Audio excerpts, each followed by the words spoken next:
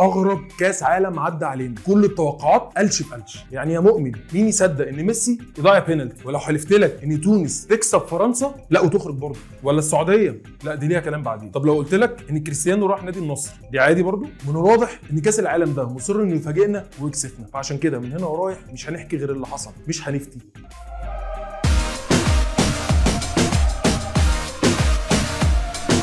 مساء الخير، انا اسلام وحلقه جديده من برنامج اسلام في كاس العالم اللي ملوش ملامح. طبعا انت فاكر عشان ما عملناش التلخيصات اللي فاتت انها فاتتنا؟ لا بالعكس، ابسولوتلي. انا جاي لكم النهارده بزتونه المجموعات، بس قبلها خليكم جدعان ودوسوا لايك وشير وسبسكرايب، فاجئونا بالمره ونطير على زتونه المجموعه الاولى. شفنا اخر جوله في المجموعه الاولى ماتشات قويه جدا. اول ماتش معانا السنغال والاكوادور، السنغال 2 والاكوادور 1. مباراه قويه جدا لحد اخر لحظه، ما كناش عارفين مين اللي هيكسب. والسنغال كلنا شفناها انها جايه من اول البطوله من بعيد، وخسرانه اول ماتش قدام هولندا وقدرت تصعد في الاخر، وكل ده مع غياب مين؟ النجم ساديو ماني. فرقه وحوش ورجاله قدرت تصعد لتاني مره في تاريخها لدور ال 16. معلومه صغيره عن السنغال ان المدرب اليو سيسي قدر يصعد مرتين لدور ال 16، مره كلاعب ومره كمدرب. نطير على تاني ماتش في المجموعه، هولندا وقطر 2-0.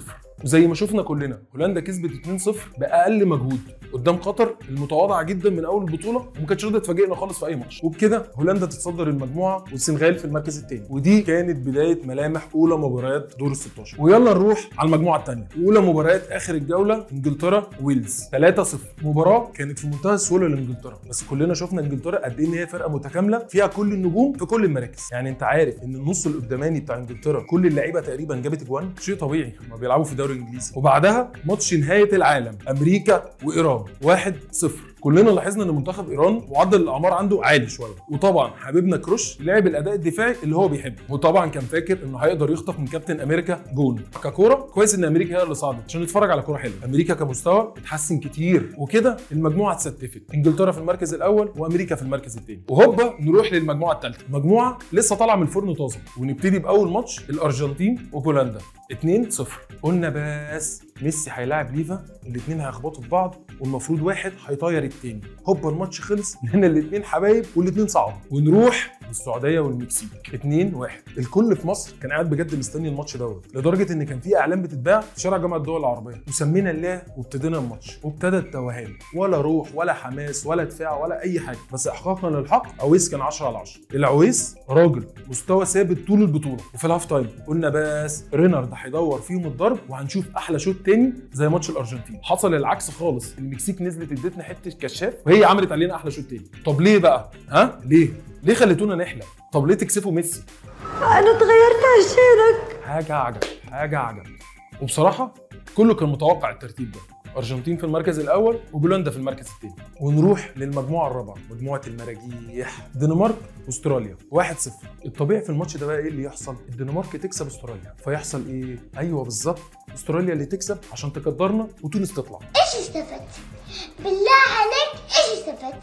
ونروح للماتش العادل الوحيد النهارده اللي ربنا كرمنا بيه، فرنسا وتونس 1-0. ايوه تونس كسبت بطل العالم 1-0. كلنا قلنا بصراحه فرنسا اكيد هتكسب، لقينا فرنسا نازله بالاحتياطي، قلنا اكيد فرنسا هتكسب والاحتياطي برده شويه.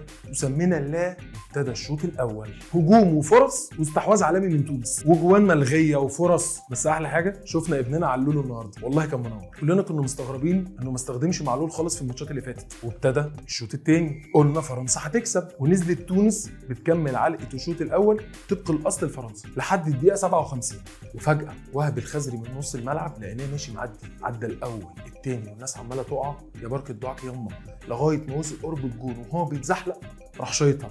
الكوميدي في الموضوع كله ايه؟ ان حارس فرنسا ما حدش فاهمه، وقع في مكانه، المهم ان الكوره جت جون. وقلنا فرنسا هتكسب، وفجاه لقينا منتخب فرنسا بيسخن، امبابي وجريزمان وديمبلي، اكيد فرنسا هتكسب. واتقلبت الموازين خالص والماتش اتقلب، هجوم كاسح من فرنسا، بس بصراحه دفاع من تونس رجوله. وفي الدقيقه 95 فرنسا جابت جون من جريزمان، قلنا كده اكيد فرنسا هتكسب، هو لازم تكسب، بس الحمد لله الفار يلغي الجون، وبكده تونس تكسب مباراه تاريخيه وتشرفنا كلنا وترفع راسنا وتكسر عين الديك المنفوش ده. وفرنسا كده كده متاهله اصلا، بس الغل اللي جواها ان هي ما ينفعش تخسر، واكبر دليل انه راح منزل كل النجوم بتوعهم. تحيه لتونس، خرجتوا من الباب الكبير وشرفتونا كلنا. تقييم للمباراه 10 من 10. كلمه بقى لوهبي الخزري. انتوا عارفين ان اخر 5 تجوان لتونس في كاس العالم وهبي الخزري مؤشر عليهم 3 تجوان و2 اسيست. عاش يا اسطوره. وتحيه وجبه ل3 لعيبه، وجدي كشريده وعلي معلول وهبي الخزري. ما لعبوش في ماتش استراليا اللي فات، ولما لعبوا الماتش ده بان قد ايه ان هم نجوم وبيفرقوا مع الفريق.